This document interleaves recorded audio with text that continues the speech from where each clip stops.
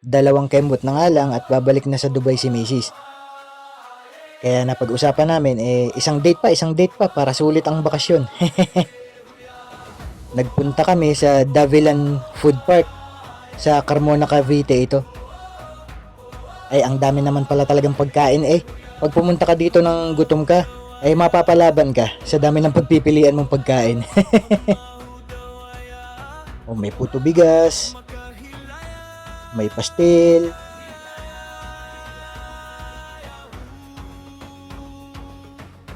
may mga refreshment, mga juice, mga shakes. Ang dami, kompleto dito.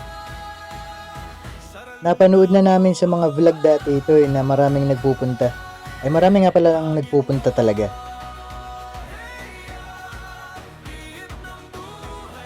At bukod nga sa pagkain, marami ding nagtitinda ng mga laruan. Kaya kung pupunta kayo dito na may kasama kayong mga bata, mga pamangkin, mga anak, mapapalaban ang wallet nyo at siguradong magtuturo ang mga kids.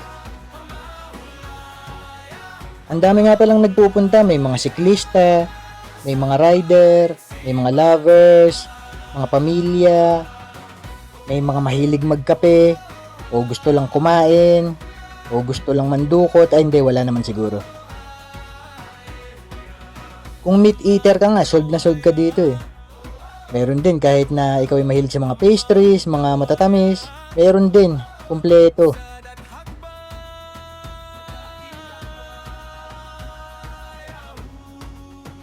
Ito naman ang sightseeing mo pag nagpunta ka dito, yung mga bulubundukin ng Carmona. Talaga namang gaganahan kang mag-picnic.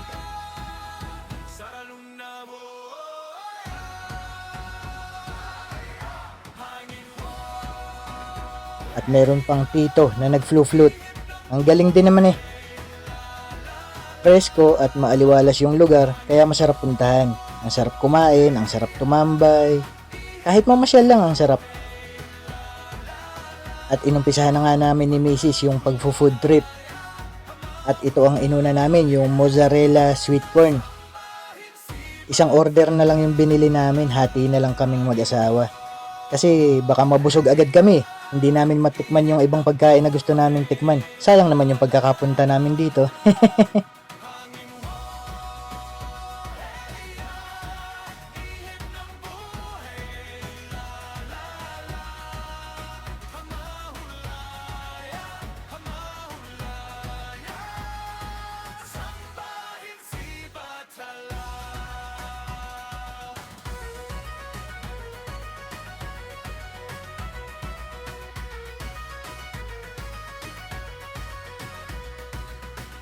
At dahil dinosaur ang Tito Benan nyo, sinunod namin itong Hungarian sausage. Masarap to, lasang-lasa yung smoke flavor niya. Mahilig kasi sa karne ang tito ninyo eh. Next naman ay itong 10 yen cheese coin. Gustong gusto ni Mrs. tikman to eh. Parang waffle lang naman ito na may fillings, ikaw mo mamimili kung anong gusto mong ilagay sa loob. Hindi kasi ako masyadong mahilig sa mga matatamis na pagkain, pero nung pinatikim sa akin ni Mrs. Okay naman, masarap naman siya.